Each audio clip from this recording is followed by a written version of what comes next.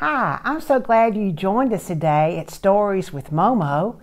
And today we have a real special story. A friend of mine asked me to read this story. It's a classic, and I decided that I would. It's going to take about 30 minutes to read it, so you might want to do segments, or I don't know how you want to do it, but I know you're going to enjoy this story. It's the Velveteen Rabbit, and I hope you join us with this story.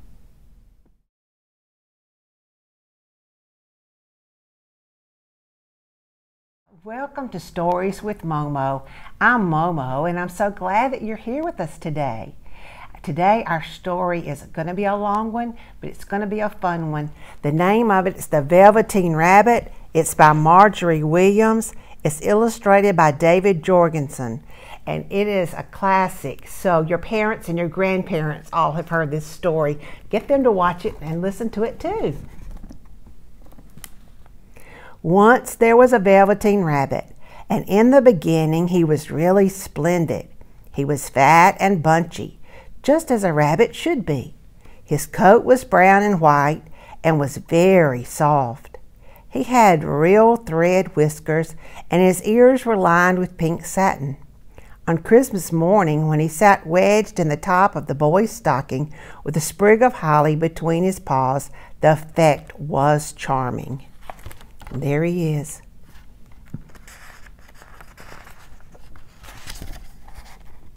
Of course, there were other toys that Christmas. Nuts and oranges and toy engine and a chocolate almonds and a clockwork mouse, but the rabbit was quite the best of all. For at least 2 hours, the boy loved him. And then aunts and uncles came to dinner, and there was a great rushing of tissue paper and unwrapping parcels. And in the excitement of looking at all the new presents, the Velveteen Rabbit was forgotten. For a long time he lived in the toy cupboard or on the nursery floor, or no one thought very much about him. He was naturally shy, and being only made of velveteen, some of the more expensive toys made fun of him. The mechanical toys, like the toy model train, were very stuck up and boasted that they were real. That's not very nice, them bullying him. But the rabbit could not claim to be a model of anything, for he didn't know what real rabbits existed. He thought they were all stuffed with sawdust like himself, and he understood that sawdust was quite out of date. Even Timothy, the jointed wooden lion, who was made by disabled soldiers and should have been broader viewed, put on airs. Between all of the poor little rabbit was made to feel very insignificant and commonplace. And the only person who was kind to him at all was the skin horse. And there's the nice skin horse.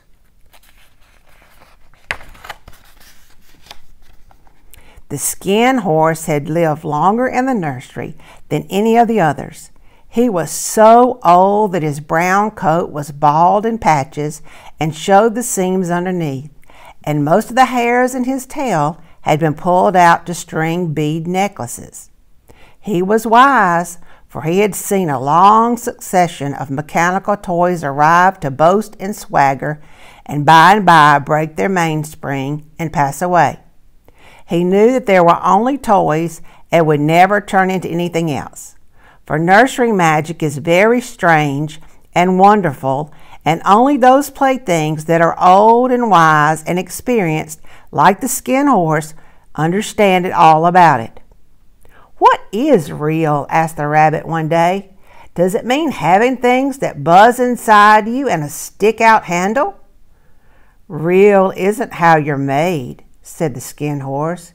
"It's a thing that happens to you. When a child loves you for a long, long time, not just to play with, but really loves you, then you become real. Does it hurt?" "Sometimes," for he was always truthful. "When you are real, you don't mind being hurt." The little rabbit's listening very carefully, taking it all in.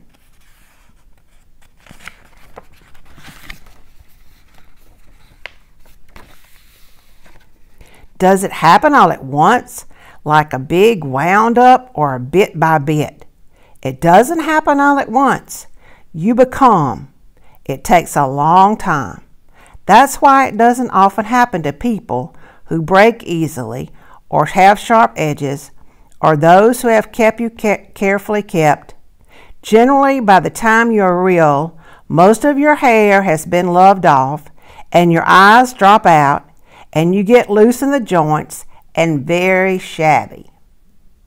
But these things don't matter at all, because once you are real, you can't be ugly, except to the people who don't understand. I suppose you are real. And then he wished that he had not said it, for he thought the skin horse might be sensitive, but the skin horse only smiled. The boy's uncle made me real. That was a great many years ago. But once you are real, you can't become unreal again. It lasts for always. The rabbit sighed. He thought it would be a long time before this magic called real happened to him.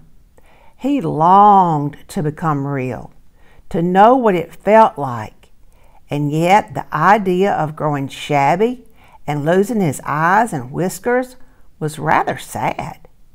He wished that he could become it without these uncomfortable things happening to him.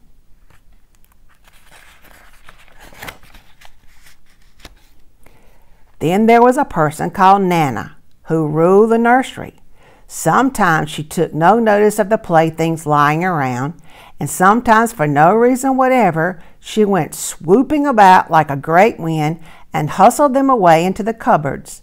She called this tidying up, and the playthings all hated it, especially the tin ones.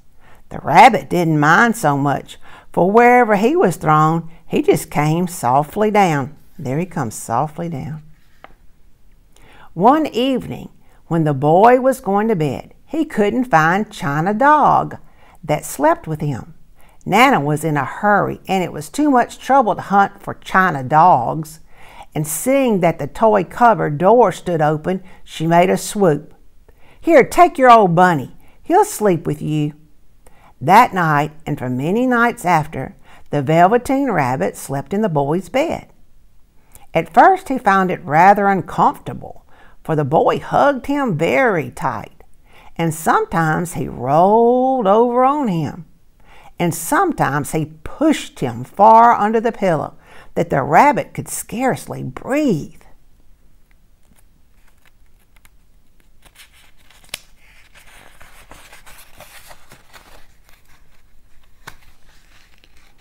And he missed his talks with the skin horse during those long moonlight hours in the nursery when all the house was silent.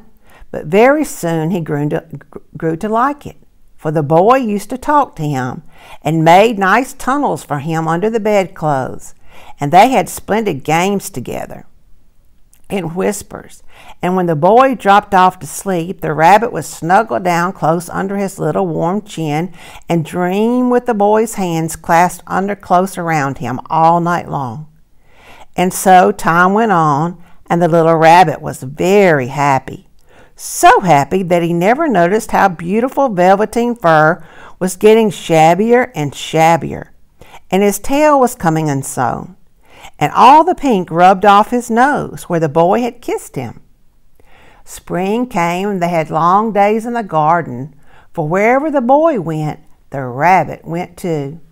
He had rides in the wheelbarrow and picnics in the grass and lovely fairy huts built for him under the raspberry canes behind the flower border. Look at them playing together on the little quilt. So much fun outside in spring. One time the boy was called away suddenly, and the little rabbit was left out on the lawn until long after dusk. Nana came looking for him with a candle because the boy was so worried about the rabbit he couldn't go to sleep unless the rabbit was safely home. He was wet through the dew and quite earthy from diving in the burrows the boy had made for him the flower bed. Nana grumbled, "You must have your old bunny Fancy all that fuss for a toy. Give me my bunny. You mustn't say that. He isn't a toy. He's real. When the little rabbit heard that, he was so happy, for he knew what the skin horse had said was true at last. The nursery magic had happened to him, and he was a toy no longer. He was real. The boy himself had said it. That night he was almost too happy to sleep, and so much love stirred in his little sawdust heart that it almost burst. And into his boot-button eyes there was a long ago lost their polish. There came a look of wisdom and beauty, so that even Nana noticed it the next morning when she picked him up and said, I declare if that old bunny hasn't got quite a knowing expression. Look at him looking at Nana. You think he's telling her he loves the boy?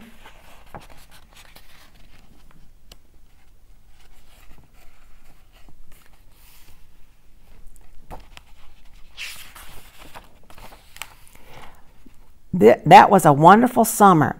Near the house where they lived there was a wood, and in the long June evenings the boy liked to go there with the rabbit to play. And each day before the boy wandered off to pick flowers or to play in bringrans among the trees, he made the rabbit a little nest among the bracken. He was a kind-hearted little boy, and he liked Bunny to be comfortable. One evening the rabbit was sitting there alone, watching the ants. Suddenly he saw two strange beings creep out of the tall bracken near him. They were rabbits like himself, but quite furry and brand new. They must have been very well made, for their seams didn't show at all. They changed shape in the queer way when they moved. One minute they were long and thin, and the next minute fat and bunchy, instead of always staying the same like he did. They stared at him, and the little rabbit stared back, and all of the time their noses twitched. Why don't you get up and play with us? One of them asked. I don't feel like it, said the rabbit, for he didn't want to explain that he had no clockwork. And they're the two real animals, bunnies. I don't believe you can. I can jump higher than anything. He meant when the boy threw him, but of course he didn't want to say so. Can you hop on your hind legs? That was a dreadful question, for the Velveteen Rabbit had no hind legs at all. He still sat on the bracken and hoped the other rabbits wouldn't notice. I don't want to, he said again. But the wild rabbits had very sharp eyes, and this one stretched out its neck and looked. He hasn't got any hind legs, and he began to laugh. I have got hind legs. I'm sitting on them. Then he stretched them out and showed me, like this, and he began to whirl around and dance. And look at the real animal rabbit dancing around, saying ugly things, not being very nice. I don't like dancing. I'd rather sit still. But all the while he was longing to dance, for a funny new tickly feeling ran through him, and he felt that he would give anything in the world to be able to jump about like these rabbits did. The strange rabbit stopped dancing and came quite close. He doesn't even smell right. He isn't a rabbit at all. He isn't real. I am real. I am real. The boy said so. And he nearly began to cry. Just then there was a sound of footsteps, and the boy ran near them. And with a stamp of his feet and a flash of white tails, the two strange rabbits disappeared. Come back and play with me. Oh, do come back. I know I am real. But there was no answer. The Velveteen Rabbit was all alone. Oh dear, why did they run away like that?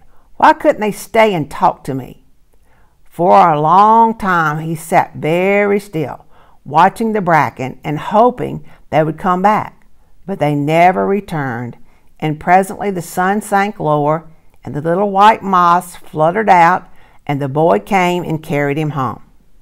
And there he is sitting, wishing that they would come back to be his friend and play with him. Even after they had been mean to him, he still wanted to be their friend. Weeks passed, and the little rabbit grew very old and shabby, but the boy loved him just as much. He loved him so hard that he loved all his whiskers off, and the pink lining to his ears turned gray. Even began to lose his shape, and he scarcely looked like a rabbit anymore, except to the boy. To him he was always beautiful, and that was all the little rabbit cared about. He didn't mind how real he looked to other people, because the nursery magic had made him real. And when you are real, shabbiness doesn't matter. And then one day, the boy was ill. His face grew very flushed, and he talked in his sleep, and his little body was so hot that it burned the little rabbit when he held him close.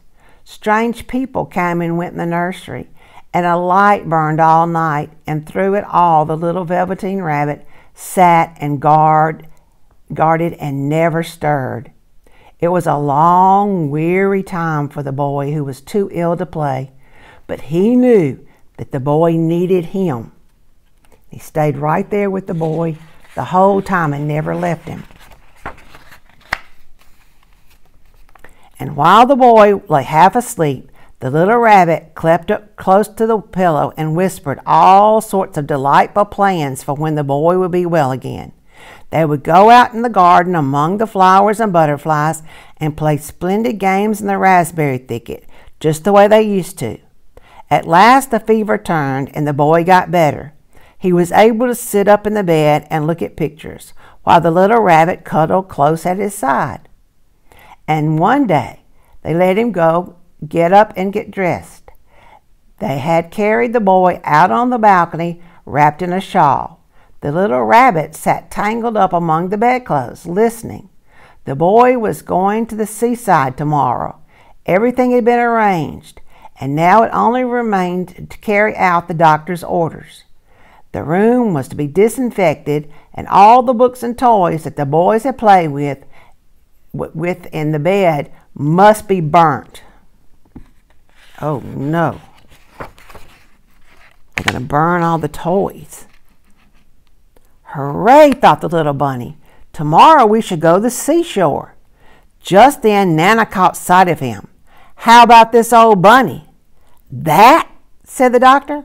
Why, it's a mass of scarlet fever germs. Burn it at once. What? Nonsense. Get him a new one.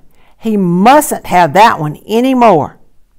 And so the little rabbit was put in a sack with the old picture books and lots of rubbish and carried to the end of the garden behind the fowl house. That was a fine place to make a bonfire. Only the gardener was too busy just then to attend to it. He had the potatoes to dig and the green peas to gather, but the next morning he promised to come quite early and burn the whole lot. That night the boy slept in a different bedroom, and he had a new bunny to sleep with him.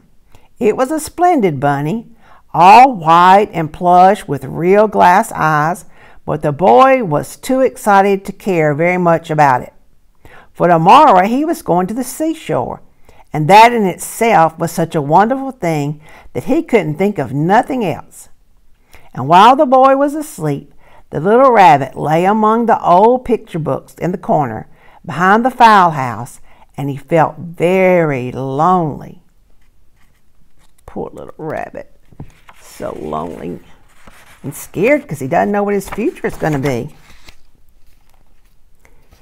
He was shivering a little, for he had always been used to sleeping in a nice warm bed, and by the time his coat had worn so thin and threadbare from hugging that it was no longer any protection of him. Nearby he could see the thicket of raspberry canes in whose shadow he had played with the boy in bygone mornings. He thought of those long sunlit hours in the garden, how happy they were, and a great sadness came over him. He seemed to see them all pass before him, each more beautiful than the other. The flower bed, the quiet evenings in the woods when they lay in the bracken and the little ants ran over his paws. The wonderful day when he first knew that he was real. And he thought of the skin horse, so wise and gentle, and all that he had told him.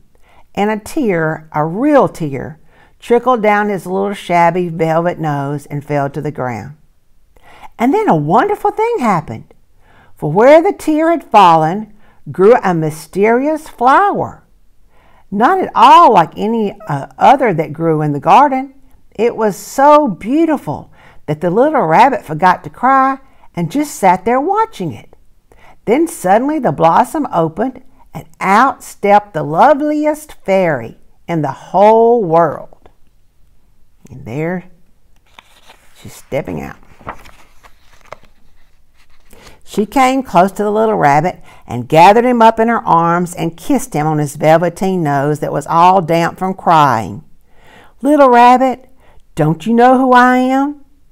The little rabbit looked up at her. It seemed to him that he had seen her face before, but he couldn't think of where. "I am the Nursery Magic Fairy. I take care of all the playthings that the children have loved. When they are old and worn out and the children don't need them anymore, then I come and take them away with me and turn them into real." "Wasn't I real before?" "You were real to the boy because he loved you. Now you shall be real to everyone." And she held the little rabbit close in her arms and flew with him into the wood. It was light now, for the moon had risen. All the forest was beautiful, and the fronds of the bracken shone like frosted silver. In the open glade between the tree trunks, the wild rabbits danced with their shadows on the velvet grass.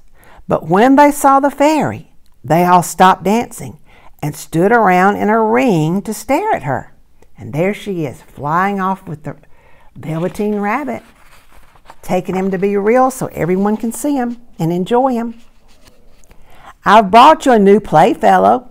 You must be very kind to him and teach him all he needs to know in Rabbit Land, for he is going to live with you forever and ever." And she kissed the little rabbit again. "Run and play, little rabbit." And here she's placing him down with all the other rabbits. But the little rabbit sat quiet for a moment and never moved.